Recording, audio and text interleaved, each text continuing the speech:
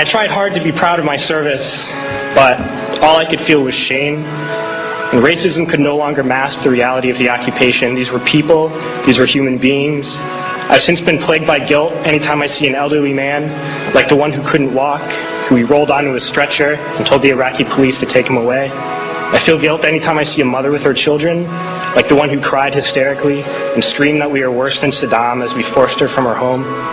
I feel guilt anytime I see a young girl, like the one I grabbed by the arm and dragged into the street. We were told we were fighting terrorists. The real terrorist was me, and the real terrorism is this occupation. Racism within the military has long been an important tool to justify the destruction and occupation of another country. It has long been used to justify the killing, subjugation, and torture of another people. Racism is a vital weapon employed by this government. It is a more important weapon than a rifle, a tank, a bomber, or a battleship.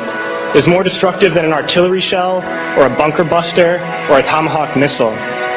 While all those weapons are created and owned by this government, they are harmless without people willing to use them. Those who send us to war do not have to pull a trigger or lob a mortar round. They do not have to fight the war, they merely have to sell the war.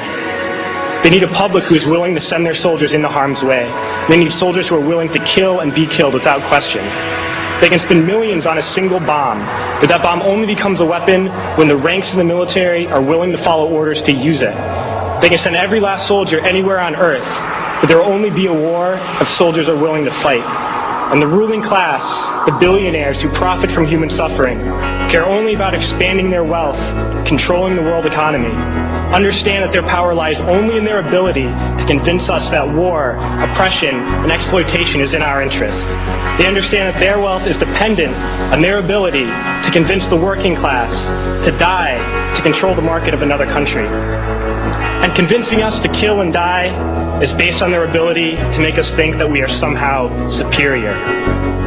Soldiers, sailors, Marines, airmen have nothing to gain from this occupation. The vast majority of people living in the U.S. have nothing to gain from this occupation. In fact, not only do we have nothing to gain, but we suffer more because of it. We lose limbs, endure trauma, and give our lives. Our families have to watch flag-draped coffins lowered into the earth. Millions in this country without health care, jobs, or access to education must watch this government squander over $450 million a day on this occupation.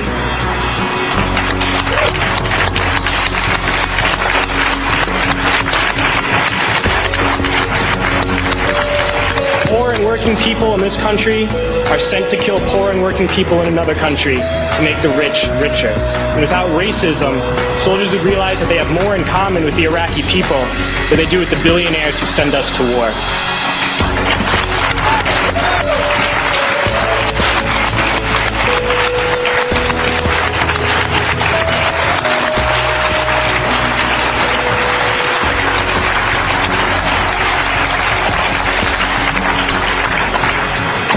I threw families onto the street in Iraq, only to come home and find families thrown onto the street in this country, in this tragic and unnecessary foreclosure crisis.